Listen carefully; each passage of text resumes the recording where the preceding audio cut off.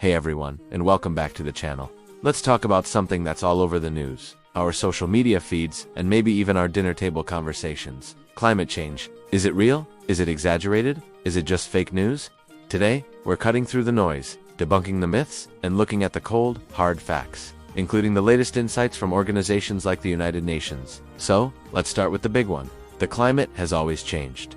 You hear this a lot, right? And technically, it's true. The Earth's climate has gone through natural cycles of warming and cooling for millions of years. We've had ice ages and warm periods long before humans were driving cars. But here's the crucial difference: the speed. Natural climate shifts happen over tens of thousands or even hundreds of thousands of years. What we're seeing now is happening over mere decades. Think of it like this: your body temperature naturally fluctuates a tiny bit throughout the day. That's normal. But if your temperature suddenly shoots up several degrees in an hour, you know something is wrong. That rapid spike is what scientists are worried about. The current warming is happening at a rate at least 10 times faster than any warming period after an ice age. That's not a natural cycle, that's a fever. Okay, misconception number 2, it's the sun. Some people point to solar cycles and sunspots as the real culprit. Again, it's a plausible sounding idea. The sun is the primary source of energy for our planet, so its activity must matter, right? It does, but it's not the main driver of what we're experiencing now. Scientists have been tracking solar activity for decades, and what they've found is that over the last 40 years, as the Earth's temperature has steadily climbed, the sun's energy output has actually been slightly decreasing. If the sun were the cause, we'd expect to see the entire atmosphere warming up. Instead, we see the lower atmosphere, the troposphere, getting warmer, while the upper atmosphere, the stratosphere, is actually cooling. This is a classic fingerprint of the greenhouse effect, where heat is being trapped closer to the Earth's surface instead of escaping into space.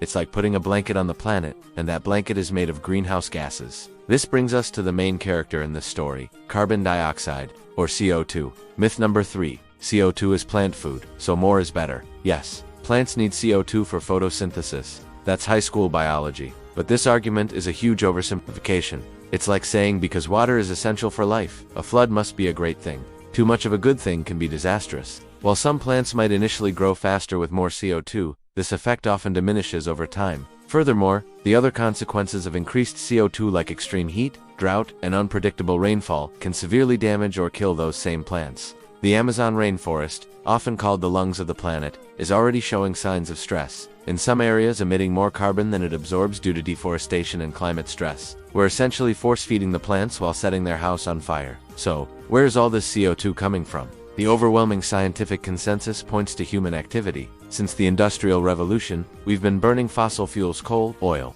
and natural gas on an unprecedented scale to power our homes, industries, and vehicles. This process releases massive amounts of CO2 that were locked away underground for millions of years. We can actually prove this. Scientists can analyze the isotopes, or different types of carbon atoms in the atmosphere. Let's look at the numbers. According to the UN's Intergovernmental Panel on Climate Change, or IPCC, a group of thousands of the world's leading climate scientists, atmospheric CO2 concentrations are now higher than at any time in at least 800,000 years. The last decade was the hottest on record. Every single year since 1977 has been warmer than the 20th century average. This isn't a computer model. This is observed reality, and we're seeing the effects everywhere. It's not just about polar bears, though they are in serious trouble. It's about us. We're seeing more intense and frequent heat waves. Think of the record-breaking temperatures in Europe, the Pacific Northwest, and India in recent years. Leading to thousands of excess deaths, we're seeing more extreme weather events. Warmer oceans act as fuel for hurricanes, making them stronger. And wetter, like Hurricane Harvey, which dumped an unprecedented amount of rain on Houston. Wildfire seasons are getting longer and more destructive, from California to Australia to the Mediterranean. The smoke from these fires affects air quality for millions of people hundreds of miles away. Then there's sea level rise. As the planet warms, two things happen. Glaciers and ice sheets in places like Greenland and Antarctica melt, and the ocean water itself expands as it heats up. This is already impacting coastal communities around the world, from Miami to Jakarta to small island nations in the Pacific that are literally disappearing. It leads to more frequent sunny day flooding and makes storm surges far more destructive. This isn't a problem for the distant future. It's happening right now. Now, I know this all sounds really overwhelming, and it's easy to feel hopeless. But here's the most important part. The science also shows that we have the solutions. The UN and countless other organizations emphasize that we can still make a difference, but the window of opportunity is closing fast. The transition to renewable energy sources like solar and wind is happening faster than ever before.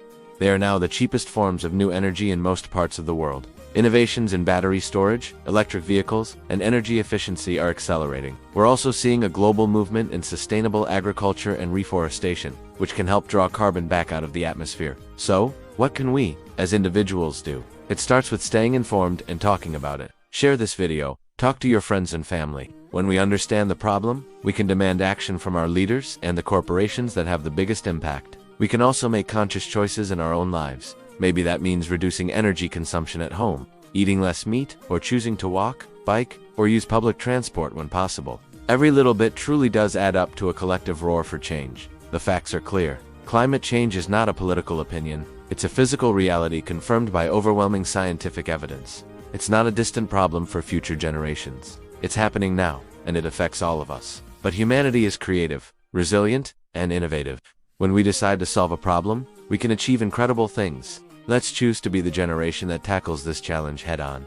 Thank you so much for watching. If you found this information helpful, please hit that like button, subscribe to the channel, and ring the bell so you don't miss our next video. Let me know your thoughts and questions in the comments below. Let's keep this important conversation going. See you next time.